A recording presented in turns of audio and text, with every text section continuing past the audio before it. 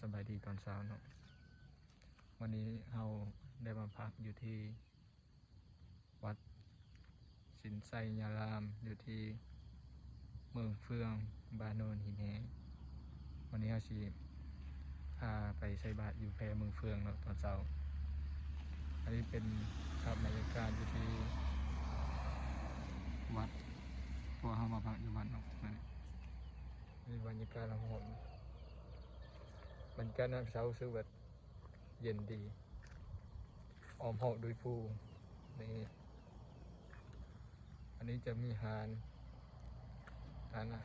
ขายเครื่องขายอาหารวันนี้เขาสีพาไปเบิ่งแพเมืองเฟืองใส่บาตรอยู่แพเมืองเฟืองตอนเช้าต่อไปเขาสีเพื่อต่อกับคลิปมาบ้านนะไปเบิ่งขับโซนนำกันเลยเด้อเสียให้เบิ่งคลิปตอนเอาใส่บาตรเลยไปห้องพลให้สีทายเบิ่งเองบัดนี้ไปหุ้นประมาณอยู่30 กว่าหลังนี่แหละเขาจะไปด้วยรถบัสนี่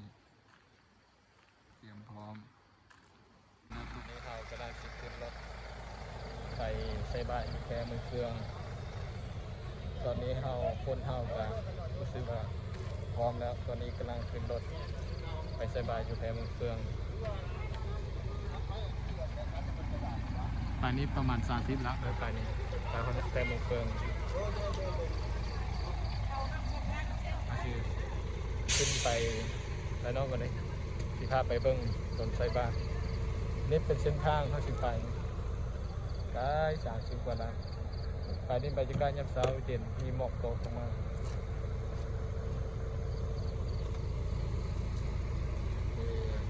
ตัวนี้เขาจะเป็นมันเขาเป็นที่เรียบร้อยเนาะแต่ห้ามไม่ได้ไปอันนี้เป็นเครื่องใส่บาตรเนาะตัวนี้เครื่องใส่บาตรที่บ้านนอกมาขายเราลงไปเบิ้งสถานที่บนท่องเที่ยวเนาะบนใส่บาตรว่าสิเป็นอะไรนะแต่ก็ว่าสิไปเมืองเฟืองแต่ว่ามันคนหลาย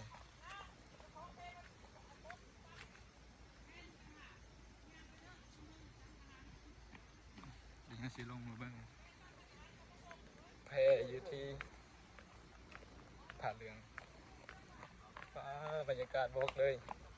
ไปได้มาเลยคักแห้งตบรรยากาศมีน้ำลายงามแห้งเลยนี่ตัวหมดแล้วเด้อผาเหลืองตอนนี้เรากำลังเตรียมเครื่องรถไฟฟ้าห้องน้ำอยู่ที่ผาเหลืองกำลังเก็บใส่บาตรตอนวัดทาอาจารย์ขึ้นมา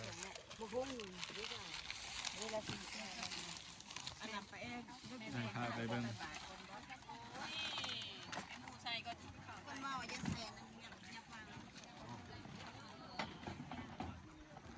อันนี้เป็นกำลังรถหาใส่บาตรที่ผาเหลืองนี่เป็นวิว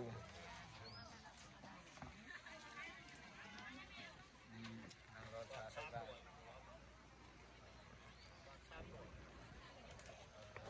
นี่เป็นวิว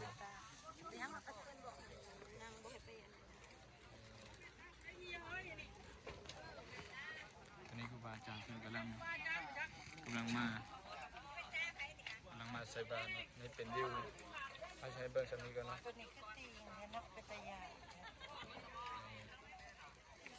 โมเดลวิวโคตรงาม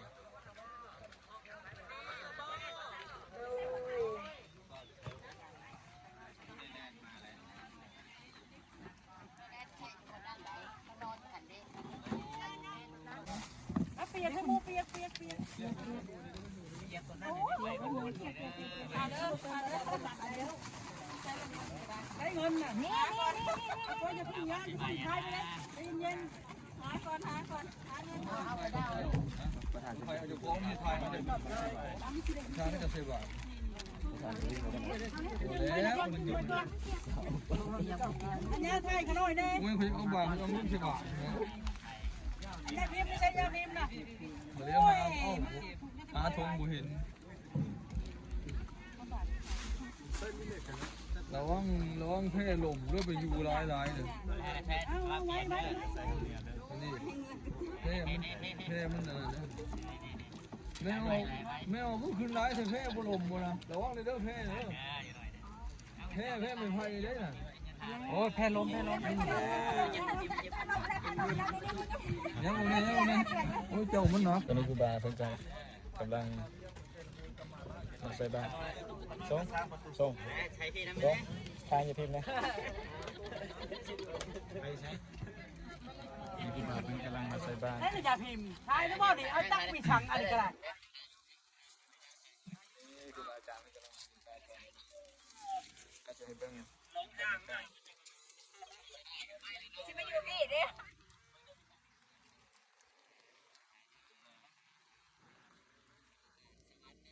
กำลังใส่เท้าลูกใส่ลูก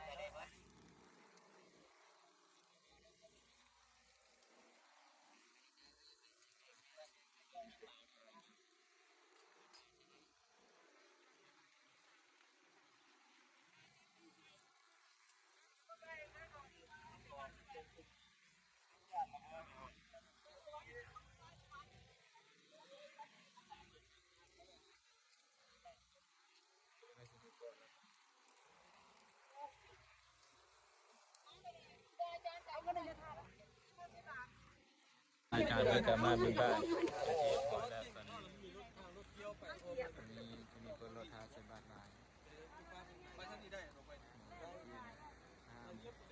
บนไทยหูใส่บ้านได้ไทยหูนะ เธอหนาวได้ไหม ตัวงาน เขาเลือกเก้าทำในเมืองเขาเลือกคุมเก้าเท่านั้นอยู่บ้านนี่แหละบ้านเสมือนนี่ อาจารย์เพิ่นกำลังมาใส่บ้านนี่เพิ่นกำลังรอใส่บ้านกันที่อยู่ท่าเรือกำลังมาใส่บ้าน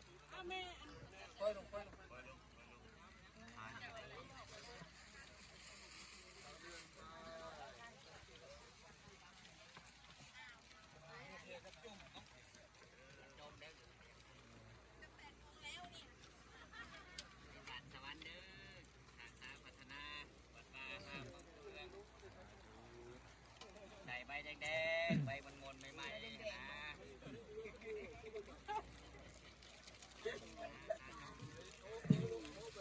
ำลังใส่บ้านกัน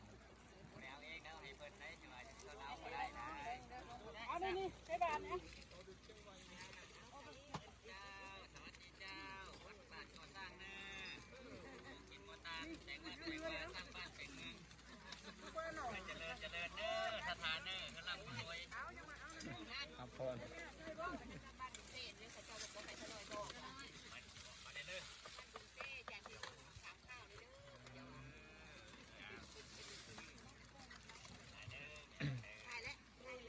มาจากไกลมาจากเมืองสวรรค์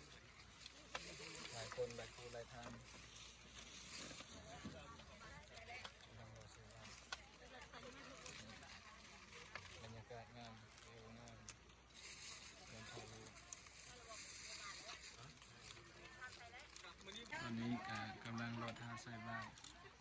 หลายคู่หลายทางตอนนี้รอทางใส่บ้านอยู่ที่วิวพาเรืองแค่มือเครื่องตามสายน้ำลำธารที่สดๆงดงามธรรมชาติ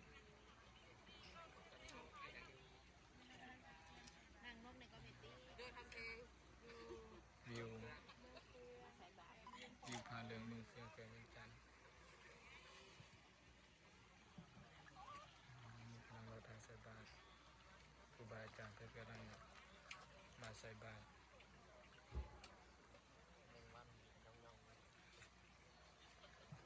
จับดีๆเลยย่าเอ้ยตกคุ้มหันแล้วได้เหล็กหน้าต้องมาแล้วกระตุ้ม อันนี้กำลังรอทางใส่บาตรอาจารย์เพื่อนกำลังมา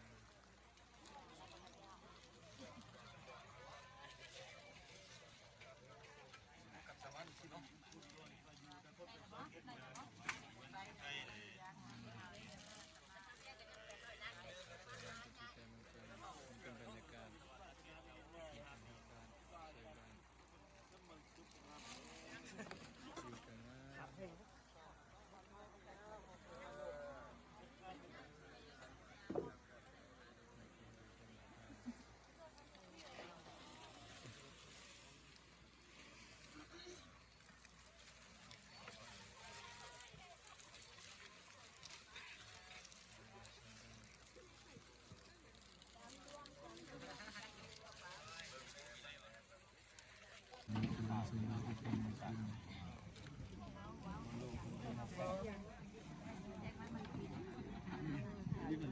ำเลยได้บ่หรือว่าอยากสิได้ได้อยู่บ่เพราะว่าจะจานว่าอันนี้